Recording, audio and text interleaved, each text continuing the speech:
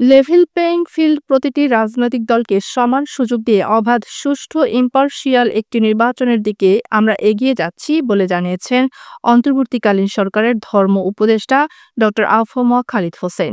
তিনি শুক্রবার রাতে ভালুকার থিতপুর রাজশাহী পাড়ায় তফসিরুল কোরআন মাহফিলের অনুষ্ঠানে প্রধান অতিথি হিসেবে উপস্থিত হলে সাংবাদিকদের প্রশ্নের জবাবে এসব কথা বলেন।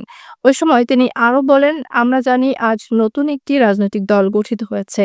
এদেশের যেকোনো মানুষের এটা নাগরিক অধিকার। তিনি বিদ্যমান যেকোনো রাজনৈতিক দলের সাথে যুক্ত হতে পারেন অথবা নতুন রাজনৈতিক দল গঠন করতে পারেন। অন্তর্বর্তী সরকারের কোনো বিশেষ দলের প্রতি ফ্যাসিনেশন নেই বলে জানান তিনি। অনুষ্ঠানে প্রধান বক্তা হিসেবে বক্তব্য রাখেন মুফতি ইব্রাহিম খলিল। আরও বক্তব্য রাখেন মাওলানা ইখলাসুর রহমান নুরী, মাওলানা শামসুজ্জামান জিহাদি, মাওলানা নাজমুল হুদা ও উপজেলা যুবদলের সাধারণ সম্পাদক রকিবুল হাসান রাসেল প্রমুখ। লেভেল প্লেইং ফিল্ড, প্রতি রাজনৈতিক দলকে সমান সুযোগ দিয়ে অবাধ, সুষ্ঠু, ইম্পার্শিয়াল একটা নির্বাচনের দিকে আমরা এগিয়ে যাচ্ছি।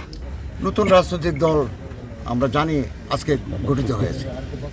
তো এদেশের যে কোনো মানুষের একটা নাগরিক অধিকার, তিনি বিদ্যমান যে কোনো রাজনৈতিক দলের সাথে যুক্ত হতে পারেন অথবা নতুন রাজনৈতিক দল গঠন করতে পারেন।